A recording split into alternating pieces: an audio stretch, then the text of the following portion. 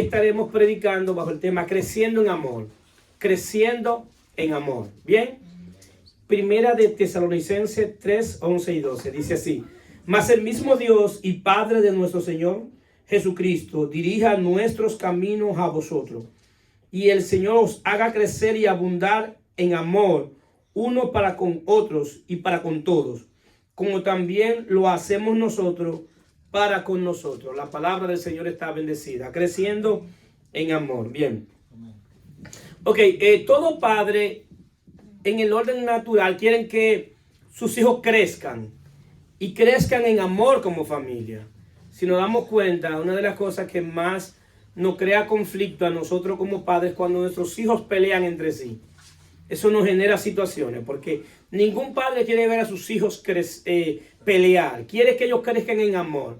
Pero asimismo ellos quieren que crezcan en amor hacia nosotros, pero en amor también hacia los demás. En sí, que como familia nos amemos. Eso en el orden natural. En el orden espiritual, la Biblia enseña que nosotros somos parte de la familia de Dios. Es decir, que Cristo Jesús nos ha introducido a ser parte de la familia del cielo. Es decir, que hoy nosotros somos la familia de Dios por medio de la fe. Entonces, ¿qué pasa? La Biblia habla de dos conceptos en cuanto a lo que somos hijos o cómo llegamos a ser familia de Dios. Y una de ellas el concepto de adopción. Dice la palabra que fuimos adoptados por medio de la fe en Jesucristo. Y también habla de que fuimos regenerados por medio del nacimiento del Espíritu. En cuanto a lo que en la adopción, Pablo habla en Gálatas 4:5, dice, para que redimiese a los que estaban bajo la ley, a fin de que recibiéramos la adopción de hijos. Y por cuanto soy hijo, Dios envió a vuestros corazones el Espíritu de su Hijo, el cual clama, Abba, Padre. La adopción como hijo de Dios tiene que ver con la obra de Cristo en la cruz. Esa adopción es por los méritos de Cristo, donde Cristo nos adopta como nuestro hermano mayor para él compartir la herencia que él recibió. Entonces él nos adoptó, cumplió con los requisitos legales que hay que cumplir para adoptar a alguien. Entonces, ¿qué pasa? En la adopción, lo que él hace es que los méritos de él no son delegados o imputados por el Padre para que nosotros recibiéramos la herencia. Ahora, el concepto de adopción es un concepto donde lo que pasa fuera de nosotros. Es por lo que Cristo hizo en la cruz, lo cual no pasó nada en nosotros, sino que Cristo murió por nosotros en la cruz. Entonces es una obra externa fuera de nosotros. Ahora bien, está también el concepto de regeneración o de nuevo nacimiento, de nueva creación, que es cuando tenemos el nacimiento del Espíritu de Dios, que el Espíritu de Dios viene a morar en nosotros, y eso es lo que se llama regeneración y nuevo nacimiento. Entonces, ¿qué pasa? Ahí tiene que ver con la obra del Espíritu, de lo que el Espíritu hace dentro de nosotros. Ahí es en el área donde yo debo crecer, porque el Espíritu de Dios ha entrado en mí y ahora yo debo crecer en términos espiritual. En el concepto de adopción, como hijos, no tenemos que crecer porque es una obra externa. Ahora bien, en el concepto de adopción, de nuevo nacimiento, sí tenemos que crecer porque es una obra del Espíritu que Dios va a hacer en mí por medio de su Espíritu. ¿Cuántos están aquí? Amén. Entonces, ¿qué pasa?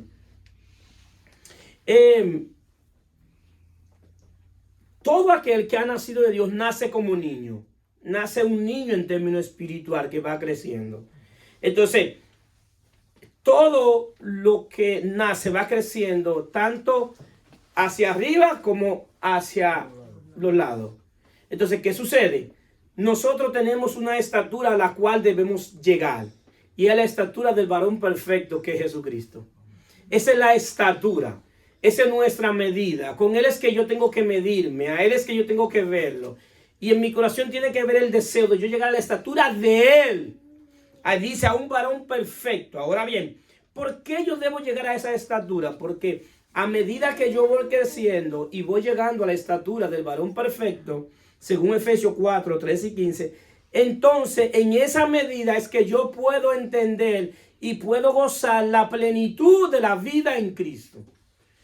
Dios nos ha llamado a vivir una vida cristiana en plenitud, un pleroma, que quiere decir que es disfrutar de toda la suma de lo que es Dios. Es decir, Dios quiere que nosotros lo disfrutemos a Él. Dios nos dio un regalo que es su Hijo. ¿Para qué? Para que disfrutemos de Él. Porque de tal manera amó Dios al mundo que ha dado a su único Hijo. Es decir, es un regalo. Jesucristo es un regalo a nuestra vida en el cual debemos disfrutarlo. A ver, yo puedo disfrutarlo cuando crezco en términos espiritual y voy llegando a la estatura de la plenitud de Él. Y a medida que voy llegando y voy creciendo en la plenitud de Él, en esa medida yo comienzo a disfrutar lo que es la vida cristiana. ¿Por qué? Porque nosotros vinimos del mundo de sufrimiento, de derrota, de golpiza, de todo lo que nos puede pasar. Y no es verdad que tú vienes a la vida cristiana a pasar lo mismo que tú estabas viendo en el mundo. La vida cristiana es completamente diferente. Es a disfrutar de ese regalo que es Jesucristo. Entonces, ¿qué sucede? Dios quiere que haya un crecimiento en todos los aspectos de la vida cristiana. Nosotros no podemos quedarnos enanos en términos espiritual. Si a mí me crece solamente un brazo y otro no me crece, entonces voy creciendo desfigurado. Si me crece un pie y otro no me crece, no puedo caminar correctamente. Hay que hacerme algo. Si crece la cabeza y no crece el cuerpo, hay algo que no está creciendo. Entonces, en todos los aspectos de la vida cristiana, yo tengo que ir creciendo. Yo tengo que ir creciendo en sabiduría de Dios, en revelación en el conocimiento de Él. Yo tengo que ir creciendo en inteligencia espiritual. Yo tengo que ir creciendo en el conocimiento de quién es Dios. Saber a qué Dios me llamó. Saber a cuál es la esperanza. Yo tengo que ir creciendo en fe. Yo tengo que ir creciendo en gracia. Yo tengo que ir creciendo en paciencia. Yo tengo que ir creciendo en misericordia. Pero Pablo habla de la preeminencia en lo cual yo debo crecer, que es en el amor. Amén. Si Pablo dice que la preeminencia de todo lo que es la vida cristiana es el amor. Es decir, que si yo crezco en algo de los aspectos de la vida cristiana y no crezco en el amor, estoy creciendo de una manera deforme. ¿Cuántos están aquí? Amén. Sí, porque el amor es la preeminencia de lo que es Dios. Porque Dios es amor. No es que Dios tiene amor, es que Dios es amor. Cuando definimos el amor, tenemos que poner amor es igual a Dios. Y estamos hablando del amor ágape. ¿Por qué? Porque hay lo que se llama amor filial, que es el amor de familia, donde yo amo a alguien porque es mi familia. Entonces ese es el amor filial. Está también el amor ero. ¿Qué es el amor ero? Es el amor de dos personas que se atraen como hombre o como mujer, como personas se atraen. Eso se llama el amor ero. Pero está lo que se llama el amor ágape, que es el amor de Dios, que es un amor incondicional. Ese es el amor ágape. Entonces Pablo quiere hablar de ese amor y establece cuál es la preeminencia de ese amor. Ahora bien, nosotros podemos amar en el amor ágape. ¿Por qué? Porque el amor de Dios ha sido derramado en vuestros corazones para que habite Cristo por la fe en vuestros corazones. Es decir, que ese amor ya está en nosotros. Yo no le puedo pedir a alguien que no sea cristiano, que no le sirve a Dios, que tenga amor ágape. ¿Por qué? Porque él no tiene la herramienta para tener amor ágape. ¿Por qué? Porque solamente los hijos de Dios pueden tener la herramienta para amar en el amor ágape, porque el amor de Dios está en él. Amén. Amén. Amén. Entonces Pablo habla así, dice 1 Corintios 13, 1 hasta 13, dice: si yo hablase lengua humana y angélicas y no tengo amor, vengo a ser como metal que resuena o címbalo que retiñe. Y si tuviera profecía y entendiese todos los misterios y toda ciencia, y si tuviere toda fe, de tal manera que traspase los montes, y no tengo amor, nada soy. Y si repartiese todos mis bienes para dar a comer a los pobres, y si entregase mi cuerpo para ser quemado, y no tengo amor, de nada me sirve. Es decir, que la vida cristiana con la ausencia del amor no es vida cristiana. No es vida cristiana. Es decir, que la preeminencia de todo lo que yo tengo que ser y manifestar es el amor. Ahora bien, Pablo define y le da forma al amor. Y dice ahí mismo, dice, el amor es sufrido, el amor es benigno, El amor no tiene envidia, el amor no es jactancioso, no se envanece, no hace nada indebido, no busca lo suyo, no se irrita, no guarda rencor, no se goza de la injusticia, mas se goza de la verdad. Todo lo sufre, todo lo cree, todo lo espera, todo lo soporta.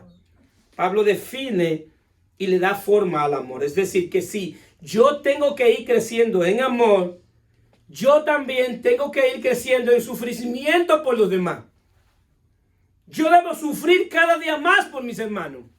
Para que yo crezca en amor y el amor tenga forma en mí, yo debo crecer en dolor por lo que está pasando de mi hermano. Yo no puedo ser indiferente cuando mi hermano en la fe tiene una situación. Yo no puedo voltear la mirada y decir, eso a mí no me importa. ¿Por qué? Porque la manera de yo crecer es sufrir con él, llorar con él, y cuando tenga que reír río con él. Entonces, yo debo crecer, y es el benigno. ¿Qué es el benigno? Es ser amable, ser afable. Es ser afable con toda aquella persona que está cerca de mí. Es decir, algo que yo tengo que trabajar. Es darle una palabra diferente, es darle una palabra de fe, una palabra de esperanza, es darle una sonrisa, es darle un Dios te bendiga, es recibirlo, es escucharlo. Si tengo que ser benigno y ser amable con esa persona.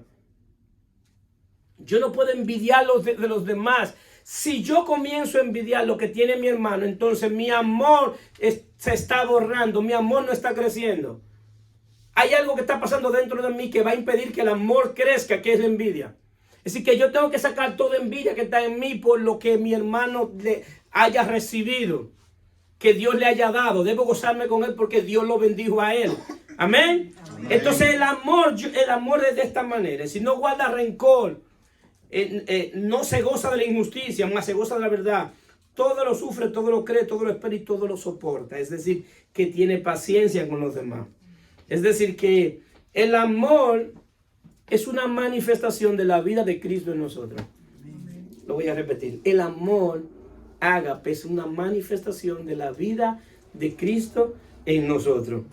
Primera de Juan 4:7 dice, amado, amémonos los unos a los otros porque el amor de Dios, porque Dios es amor. Todo aquel que ama es nacido de Dios y conoce a Dios. El que no ama no ha conocido a Dios porque Dios es amor. Es decir, por definición Dios es amor. Entonces, ¿qué pasa? El amor se manifiesta dando. El amor de la Trinidad se ha manifestado dando, por gracia. El Padre dio a su Hijo. Su Hijo dio su vida. Después que da su vida, da su Espíritu. El Espíritu nos da un nuevo nacimiento, nos da dones y nos da ministerio. Es decir, que la dinámica de la Trinidad es dar. Cada uno de ellos ha dado algo. ¿Qué sucede? Una de las cosas para crecer en amor tiene que ver con lo que Juan el Bautista dice. Cuando Juan el Bautista van y le comentan que los discípulos de Juan están yéndose para donde Jesús y van como con un chisme. Mira, se están yendo para allá. Y Juan dice, es necesario que él crezca, pero que yo mengüe. El crecimiento tiene que ver primero con el crecimiento de Cristo en mí y después yo menguando. Muchas veces cuando entendemos un texto mal explicado, entendemos que es que yo mengo y él crece. Es lo contrario. Es que él crece y yo mengo. Es decir, el crecer tiene que ver que él crezca en mí, que haya un incremento de la vida de él en mí. Que cada día más yo me parezca más a él, que cada día más yo conozca las escrituras. Porque que cada día más yo entienda qué es lo que la Biblia está enseñando, quién es Cristo. Porque de esa manera entonces que yo voy a poder menguar. Porque en la vida del Espíritu no hay nada que yo inicie que no lo inicie él primero. Si en la vida del Espíritu todo tiene que ver que lo inicia Dios. Entonces, ¿qué sucede? Ahora bien, si la Trinidad se ha dado a sí mismo, si cada uno de ellos ha dado algo, y estamos hablando de una relación de nosotros con Dios, y estamos viendo que en la Trinidad el Padre da, el Hijo dio y el Espíritu Santo dio, entonces ¿qué me corresponde dar a mí? Porque entonces a mí me corresponde dar algo. Porque si estamos hablando de una relación con Dios, con Dios, y en la Trinidad se ha manifestado dando. Entonces hay algo. A mí me corresponde entregarle mi vida completamente a Él para que Él la administre. Lo voy a repetir. A mí me corresponde entregar completamente mi vida a Él para que Él la administre. Sí, de la manera que yo puedo crecer en amor, no es yo administrando mi vida. ¿Por qué? Porque mi vida desde que yo nací está centrada en mí mismo. Está centrado en lo que yo quiero, está centrado en hacer mi voluntad. Está centrado que yo me quiero aquí por este camino y por aquí me voy. Está centrado que yo elijo, que yo decido. Entonces por eso la vida cristiana verdaderamente, para que se complete la obra que sucedió fuera de mí, para que esa obra que está fuera de mí se cumpla en mí, lo primero que yo tengo que hacer es morir a vivir para mí.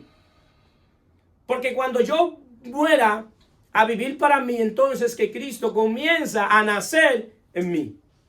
Entonces Él naciendo en mí, Él va el incremento de la vida de Él en mí. Mientras yo más me despoje de lo que no le pertenece a la vida de Él, en esa medida se va a ver más un incremento de la vida de Él en mí. ¿Cuántos están aquí? Amén. Para que haya un incremento de la vida de Cristo en mí, yo debo ver y analizar qué yo estoy manifestando que no es propio de la vida de Él que se está manifestando en mí. Porque hay muchas cosas que nosotros todavía manifestamos que es resultado de la antigua vida, de cómo vivimos en el mundo, de nuestra vida por la herencia pecaminosa de Adán. Entonces, muchas de las cosas que estamos manifestando es lo que hemos aprendido y estoy por seguro que no lo aprendimos así de Cristo. Por eso Efesios 4 dice, si haber sido por Él enseñado en cuanto a la pasada manera de vivir, despojado del viejo hombre que está viciado conforme a los deseos engañosos. Efesios capítulo 4 del 18 al 24. Es decir, que debe haber un incremento de la vida de Él, pero al mismo tiempo debe haber un despojo de la vida antigua que llevábamos. ¿Bien? Ahora bien, este crecimiento es en altura y en longitud. Entonces es lo que se llama un crecimiento horizontal y un crecimiento vertical. Voy a leer primero algo y después voy a explicar lo que es el crecimiento horizontal y el crecimiento vertical. Dice Mateo 22:34. Entonces los fariseos, oyendo que había hecho callar a los saduceos, se juntaron a una. Y uno de ellos, intérprete de la ley, preguntó por tentarle diciendo, Maestro, ¿cuál es el gran mandamiento en la ley? Jesús le dijo, amarás al Señor tu Dios con todo tu corazón, con toda tu alma y con toda tu mente. Este es el primer gran mandamiento. Y el segundo es semejante, amarás a tu prójimo como a ti mismo. De estos dos mandamientos depende toda la ley y los profetas. Jesús les resumió la ley completa. La ley completa se la resumió en dos mandamientos. En dos mandamientos. Toda la ley que ellos tenían, las 613 leyes, se las resumió en esos dos mandamientos. Se las puso más fácil para que lo entendieran. Miren, cumplan estos dos mandamientos y usted va a ver que su vida va a cambiar. Ahora, cuando ustedes ven esos dos mandamientos, aquí estamos hablando de un crecimiento horizontal y vertical. ¿Por qué? Porque el primer mandamiento tiene que ver con amar a Dios con toda tu mente, con todo tu corazón y con toda tu alma. Este mandamiento es tu relación con Dios en el amor. Y es una relación horizontal, vertical. Entonces, esa relación con Él de amor, que yo lo amo y Él me ama, tiene que ver con ese crecimiento vertical. Ahora, en ese crecimiento vertical, cuando Él me ama a mí y yo lo amo a Él, yo comienzo a ser una fuente de amor. Y cuando soy una fuente de amor, entonces puedo amar horizontalmente a los demás. ¿Qué ustedes ven ahí? La cruz. La cruz. Eso es lo que significa la cruz.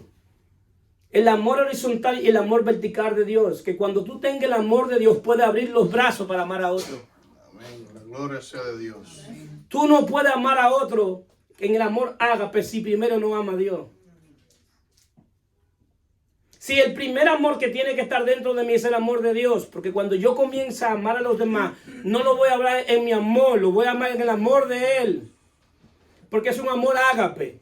Y el amor del amor ágape no espera nada a cambio. No espera que yo te voy a amar porque me conviene amarte. Yo te voy a amar porque el amor de Dios está en mí. Yo te voy a amar aunque tú no te merezcas que yo te ame. Yo te voy a amar porque el amor de Dios está en mí. Entonces tiene que ver con eso. Y el amor de Dios en nosotros, operando en nosotros, se traduce en obediencia. En obediencia, el que ama, obedece.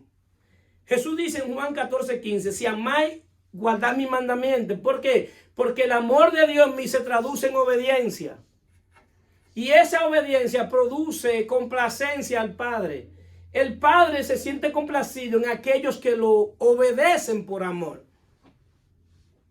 El concepto de obedecer por miedo al infierno o de obedecer buscando una recompensa, una bendición, es un concepto viejo testamentario. Es un concepto del viejo pacto, donde yo amo a Dios para que yo obedezco, para que Él me bendiga. Y no haga lo malo para que Él no me castigue. Ese es un concepto viejo testamentario. Deuteronomio 28 no es para la iglesia, es para Israel. Porque ellos buscaban la bendición de Dios obedeciendo. Y dejaban de hacer las cosas malas para evitar el castigo. Y le dice, si hacen esto, yo les voy a dar esto. Y si hacen esto, yo les voy a dar esto. Y les da dos caminos y elijan. En el Nuevo Testamento, yo obedezco porque lo amo. Porque no quiero ofender a mi Padre Celestial, porque Él ha sido bueno conmigo. Yo lo obedezco porque me complazco en obedecerlo a Él. Lo obedezco porque Él ha derramado su espíritu en mi espíritu y me ha dado una nueva naturaleza. Es decir, que la obediencia por amor debe ser mi naturaleza. Amén. ¿Cuántos más dicen amén? Amén. La obediencia por amor es diferente porque tú te sientes complacido en obedecerlo. Tú te sientes complacido y por eso Dios Padre le dice al Hijo, este es mi Hijo amado en quien tengo complacencia. Es decir, que lo más maravilloso que nosotros podemos hacer es producirle complacencia a Dios.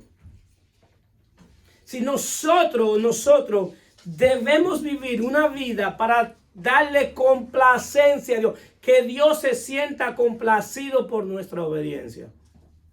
El concepto de obediencia con miedo al infierno es un concepto que te marca terror. Es un concepto que te lleva a la esclavitud. Y Dios nos llamó a libertad en Cristo Jesús. Y Dios echa fuera todo el temor. El amor de Dios echa fuera todo el temor. Entonces, ¿qué pasa? Ahora bien, ¿qué sucede? Viene entonces que cuando el amor de Dios está en mí, yo abro los brazos para amar a los demás. El asunto que yo no puedo amar a los demás cuando mi cuerpo espiritual tiene una falla. Nosotros tenemos un cuerpo espiritual y en el primer mandamiento dice amar a Dios con toda tu mente, con todo tu corazón y con toda tu alma, que es parte del cuerpo espiritual. Ahora bien, el que tiene el carro sabe que si hay una parte del carro que tiene que ver con el funcionamiento de la marcha del carro, si tiene un defecto, el carro no marcha, no corre. Y por más que tú quieras, no va a correr. Vamos a tener que empujarlo. Entonces, eso pasa con nosotros. Nosotros tenemos un cuerpo físico y un cuerpo espiritual. Y si a mí me mandaron a amar con mi cuerpo espiritual, porque Dios es espíritu, entonces yo me puedo relacionar con Dios por medio de mi espíritu, porque Él es espíritu. Pero hay una parte del cuerpo espiritual que también es espíritu. Mi alma es espíritu, mi corazón es espíritu y mi mente es espíritu. Entonces, es decir, que mi parte espiritual también tiene que participar de mi relación con Dios. Ahora, pero si mi corazón está dañado, ¿cómo yo puedo amar a Dios con un corazón dañado? El corazón es un depósito y va a fluir lo que tú le metas en el corazón. Entonces, si tú lo que tiene el corazón es raíz de amargura, si lo que tiene en el corazón falta de perdón, si lo que tiene en el corazón envidia, si lo que tiene es maldad, malicia, no hay manera de que tú ames a Dios con el corazón porque tu corazón no está funcionando. No funciona. Por eso el concepto de darle un nuevo espíritu, una nueva mente y un nuevo corazón es el concepto del nuevo hombre. Porque el viejo se dañó. El viejo se dañó y hay que darle completamente uno nuevo. Y por eso se nos da en el nuevo pacto un nuevo espíritu, un nuevo corazón y una nueva mente. Entonces ahora mi corazón, me ha cambiado el corazón de piedra y me han dado un corazón de carne. ¿Por qué? Porque ahora Dios quiere hacer sensible mi corazón para que sienta su presencia y para que nuevamente se active la conciencia, que es la facultad del corazón que me dice lo que está bien y lo que está mal. Entonces yo necesito dejar que el Espíritu de Dios comience a obrar en mi corazón y sane mi corazón. ¿Por qué? Porque cuando el corazón es dañado en términos espiritual, no solamente yo no amo a Dios, sino que también pierdo la capacidad de amar a otro.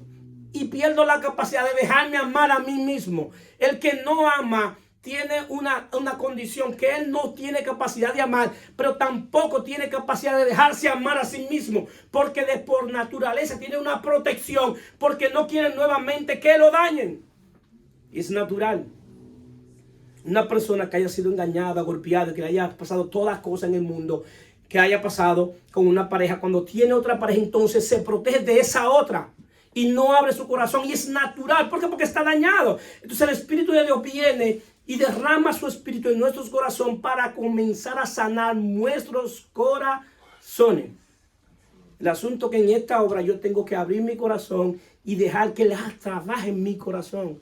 Porque es una obra del Espíritu. Esto no es una obra de un hombre. Es la obra del Espíritu de Dios operando en nosotros. Entonces Dios tiene que sanar nuestros corazones para que nosotros podamos también amarlo a Él. Amarlo a Él. Porque cuando yo comienzo a amarlo a Él, es que estoy en capacidad de amar a otro. Hay gente que ni ellos mismos se aman. Hay gente que hacen cosas que tú dices, pero tú no amas tu vida. Pero es que tú estás loco, porque tú no amas tu vida. Y pierden la vida por cualquier cabeza. ¿Por qué? Porque no aman su vida. Entonces, Dios tiene que trabajar. Tenemos que conocer quién es Dios. Tenemos que saber qué Dios ha hecho por nosotros y en nosotros. Amén. Y la palabra dice que entregó a su Hijo por el perdón de nuestro pecado. Lo puso como propiciación. Es una ofrenda que Él mismo puso para Él mismo cumplir con su justicia.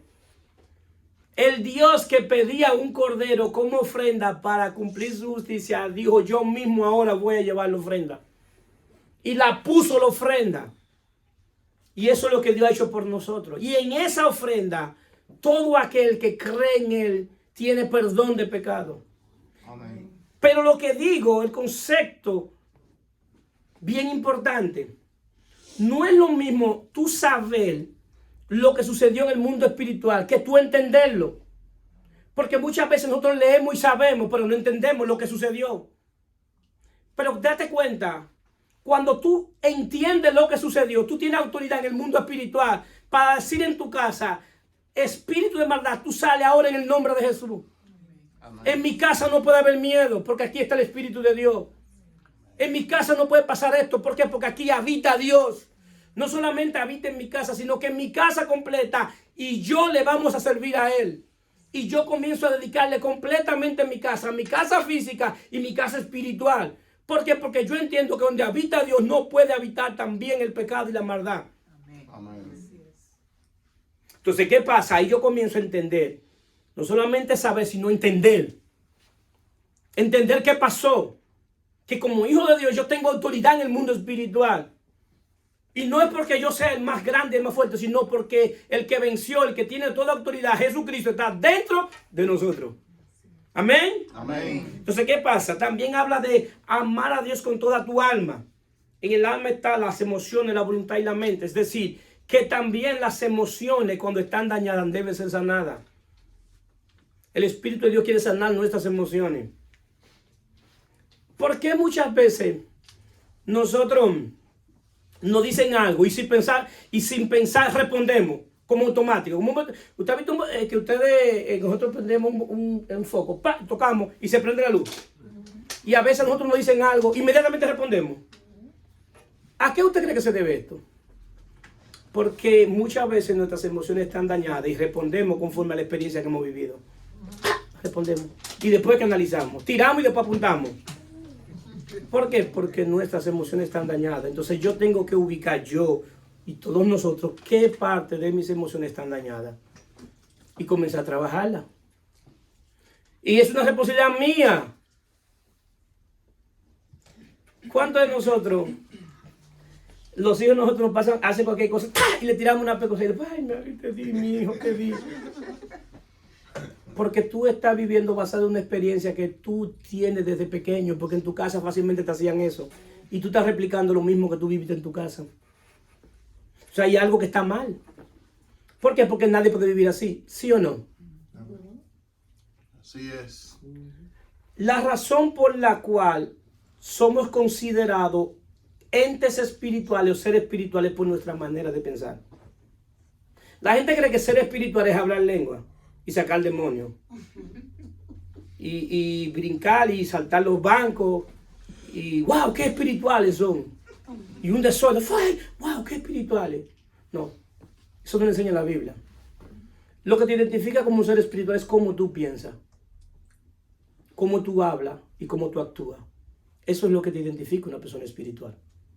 Aunque tú estés sentado ahí, que no diga ni A ni A, tú puedes discernir quién es espiritual y quién no. ¿Por qué? Porque su comportamiento lo define como es él. Entonces, pero tú inicias cómo tú piensas, cuál es tu manera de pensar. Tú tienes el pensamiento de arriba, del nuevo nacimiento que viene de Cristo, o tienes el nacimiento terrenal que viene de Adán. Uno de los dos tiene que reinar. Si reina el pensamiento de Cristo, va a ser un pensamiento espiritual y te va a convertir en un ente espiritual. Pero si gobierna el pensamiento de abajo, te va a convertir en un ser terrenal. Por eso la Biblia dice, haced morir lo terrenal. ¿Para qué? Para que pueda pensar de forma espiritual. Entonces, ¿qué sucede? Ahí entra la parte de mi alma, que está mi mente, que está mi voluntad y que están mis emociones. Entonces yo tengo que identificar qué parte de mis emociones están mal. ¿Para qué? Para yo trabajarla. Mi voluntad yo tengo que dedicársela a Él y dársela a Él, mi voluntad es para Él. Y mi mente debe ser renovada completamente por la palabra de Dios todos los días. Todos los días la palabra de Dios tiene que venir a mí para yo ir renovando. La palabra de Dios como una fuente de agua, como una fuente de un río. Y dice por ahí que nadie bebe dos veces de un río. El agua pasa. Tú viviste hoy, el agua pasó. Ahora, ¿qué pasa con la palabra de Dios? Que tú comienzas a leerla hoy, lees un texto bíblico hoy, y lo lees y te sientes bien. Pero mañana lo lees y te trae otra administración del mismo texto. Y tú dices, pero eso estaba ahí. ¿Cómo es que yo tantas veces lo he leído y no lo he entendido? Y ese día te ministró, lo entendiste. Hay veces que tú estás pasando por una situación y viene a memoria la palabra de Dios que está en las Escrituras y viene y te trae un refrigerio. ¿Por qué? Porque el Espíritu de Dios trajo la palabra de Dios como un baño de agua fría. ¿Para qué? Para que tú vuelvas a tener, no tengas esa sed, esa ansiedad, esa depresión, esa ansiedad que hablaba la hermana. Pero como tú, si no te tienes contacto con la palabra de Dios, vas a poder pelear con esos espíritus que lo que buscan es matar, robar y destruir. A eso vino el diablo, a matar, robar y a destruir. Pero bendito sea Dios en Cristo, que Él dice, yo he venido para que tengan vida y vida en abundancia. Denle un aplauso a Cristo. Él vino para que tengamos vida en abundancia. Él vino para que disfrutemos nuestra salvación, para que disfrutemos nuestro matrimonio, para que disfrutemos nuestra familia, nuestros hijos, nuestros padres, poderlos disfrutar así como están ancianitos, lo podamos disfrutar a ellos. Nuestros hijos también le podamos disfrutar. El matrimonio, todo lo que tenemos. Dios quiere que lo disfrutemos. Es un regalo de Dios, un ayuda para que disfrutemos lo que Él nos ha dado. Bendito sea Cristo. Pero ¿cómo yo voy a disfrutar algo si mi ser espiritual está dañado? Si tengo un conflicto conmigo mismo. Y la reconciliación, la palabra de reconciliación que habla la Biblia, tiene que ver que Dios me reconcilió con Él, me reconcilió conmigo mismo y me ha reconciliado con los demás. Es decir, que si yo estoy reconciliado con Dios, yo tengo que estar reconciliado conmigo mismo. Porque mi principal enemigo no es el diablo, mi principal enemigo soy yo mismo. Soy yo mismo mi principal enemigo. A mí yo tengo que tenerme miedo. Yo mismo tengo que vigilarme. Yo mismo tengo que poner dentro de mí una cámara que me vigile. Y busco una aplicación en el celular que me chequee. Mira a ver lo que está pasando allá adentro, Ariel. Ariel, era envidia, ten cuidado.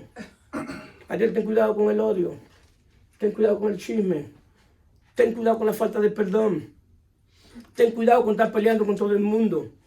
Aún con los mismos clientes, ten cuidado con tratar mal a los clientes. Trabaja eso, que eso está mal. Eso no es el comportamiento de un hijo de Dios. Los hijos de Dios se comportan así. Los hijos de Dios son luz en medio de las tinieblas. Amén. La gente te va a creer no por lo que tú dices, sino por lo que tú haces. Y van a comenzar a creer cuando vean tu comportamiento, porque van a ver algo diferente en ti. Y la gente va a querer lo que tú tienes. Pero no por lo que tú dices, sino por lo que ellos ven que tú haces con ellos. ¿Por qué? Porque tú estás llamado a tratar a todo el mundo con dignidad. No importa la condición que tenga, yo tengo que tratarlo con dignidad. Porque aún en la condición que ellos tienen la imagen de Dios todavía en ellos. Amén. Esa es la razón por la cual Dios no permite que se mate a otro. Porque cuando tú matas a otro, estás matando a alguien que tiene la imagen de Dios.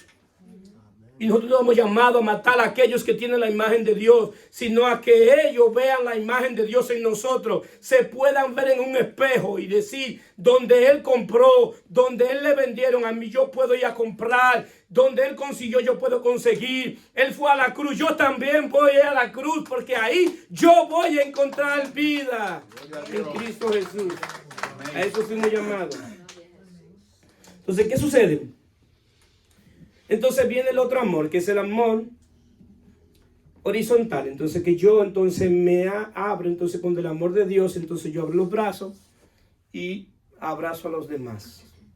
Entonces, ¿qué sucede? Entonces yo debo amar a mis hermanos en la fe, a los que están en Cristo. A aquellos también que no están en Cristo, yo también tengo que amarlos. Pero también tengo que amar a los que son difíciles de amar. Porque Jesús habló en Lucas 6, 27 y 38, y no vale porque es muy largo. Habló que amar a quien te ama no tiene mérito.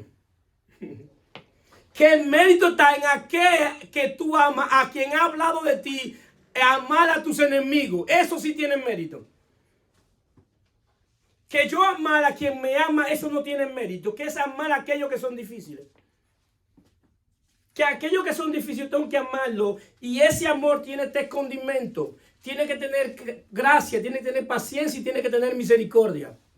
A aquellos que son difíciles de amar. La gracia es darle a aquellos que ellos no se merecen. La paciencia es tener tolerancia con ellos, es soportarlo. Y la misericordia es darle lo que no se merece. ¿Por qué? Porque yo tengo que dar por gracia lo que por gracia yo he recibido, porque eso fue lo que me salvó. Lo que me salvó a mí fue la gracia de Dios, la paciencia y la misericordia. Amén. Y lo que te salvó a ti también fue eso. No fue que yo salí a buscar a Dios, fue que Dios me salió a buscar. Y Dios tuvo paciencia y me salió a buscar. Y cuando me alcanzó por su gracia y su misericordia. Entonces yo tengo que dar por gracia lo que por gracia yo he recibido. Y es con aquellos que son difíciles de amar. Porque si yo te doy algo sabiendo que tú me puedes dar algo mayor, eso no tiene mérito. Yo tengo que regalarle y darle a aquel que yo no esté esperando nada de él. Porque es el amor ágape. Lo que yo le doy no es esperando nada de él. Lo que yo le doy es para que Cristo sea exaltado, para que él vea a Dios a través de mi obra. De eso se trata el Evangelio. Es decir, que el galardón es amar a los difíciles de amar. Esa es la manera de crecer en términos espiritual. En el área del amor. En aquellos que son difíciles de amar. El asunto es que la obra no es tan fácil. El asunto es que la manera que yo tengo que hacerlo es comenzar a orar por aquellos que son difíciles de amar. Porque la obra no la hago yo, la obra la hace Cristo en mí. Si yo un día pienso que la voy a hacer por mí mismo, no hay manera de que yo la haga. Lo que yo tengo que hacer es comenzar en mi oración presentando a esa persona y pidiéndole a Dios por ella. ¿Para qué? Para que Dios trabaje en mí, para que en su amor yo pueda amar y llegar a amarlo, no solamente en el amor de Cristo, sino también en el mío propio. Amén. Amén. Entonces, ¿qué pasa? Hay un peligro en no crecer en el amor. Mateo 24:12 dice: por haberse multiplicado la maldad, el amor de muchos se enfriará. mas el que persevere hasta el fin, este será salvo. Miren, el engaño, la falsedad, hace que el amor se enfríe. El maltrato, todo eso hace que el amor se enfríe. Entonces yo necesito constantemente avivar el amor de Dios que hay en mí. El amor viene como un don de Dios. Y yo tengo que avivarlo. Y la manera que yo lo avivo es practicándolo. Yo debo ser practicante del amor de Dios y tengo que avivarlo. Entonces, yo puedo avivarlo. ¿Cómo yo puedo avivarlo? Porque esa sería la pregunta obligada. Y la manera de yo avivarlo es permanecer en Cristo. Es permaneciendo en Él. ¿Por qué? Porque yo por mí mismo no podía hacerlo. Jesús dijo, separado de mí nada podéis hacer. Dice así Juan 15:13. Ya vosotros estáis limpios por la palabra que he hablado. Permaneced en mí y yo en vosotros. Como el pámpano no puede llevar fruto por sí mismo si no permanece en mí, así tampoco vosotros si no permaneced en mí. Yo soy la vid, vosotros los pámpanos. El que permanece en mí y yo en él, este llevará mucho fruto, porque separado de mí nada podéis hacer. Es decir, que la manera que yo avivo el amor es permaneciendo en Cristo y practicándolo. Permanezco en Cristo y lo practico. Permanezco en Cristo y lo practico. Si la vida del Espíritu no se forma en un vacío. Yo tengo que practicar lo que ya yo tengo. ¿Por qué? Porque la palabra de Dios me va a ir limpiando cuando yo practique lo que la palabra enseña. Pero permanezco en Cristo, permanezco en Él. Entonces, ¿qué pasa? Nos damos cuenta entonces que lo que era un mandamiento de amor, que fue un mandamiento, viene a ser un fruto. Porque ¿qué nace? ¿El fruto qué? Del Espíritu. Lo que es un mandamiento, que es amar a Dios con todo tu corazón, con toda tu alma, y amar a tu semejante como a ti mismo, entonces ya no es un mandamiento, sino es un fruto que procede de la vida de Él en mí. Es decir, que el mandamiento comienza a fluir a través de mí, pero comienza a crecer Él en mí. Y de esa manera entonces que verdaderamente yo puedo crecer en amor, porque yo crezco en amor mediante la vida de Él. ¿Cuántos dicen amén? Amén. Para finalizar, Cristo viene a nosotros como semilla, como un espíritu. Después de la resurrección, nosotros conocimos a Cristo en términos espirituales y viene como semilla. Cristo es revelado en nuestro espíritu, es derramado en nuestro corazón, es formado en nuestra alma y es manifestado por medio de nuestro cuerpo. Es decir, que si el amor está en mí, yo necesito que el Espíritu de Dios comience a recorrer toda mi parte espiritual hasta que se manifieste hacia afuera. Sí. No hay manera y no es posible que el amor esté en mí y no se manifieste. Si está en mí, tiene que manifestarse. Pero la primera parte que se manifiesta es mi espíritu. Luego mi corazón es derramado. Luego es formado en mi mente, en mi alma, en mi pensamiento. Y luego es manifestado para todo aquello que creen. ¿Cuánto bendicen a Cristo? Amén. Se pueden poner de pie.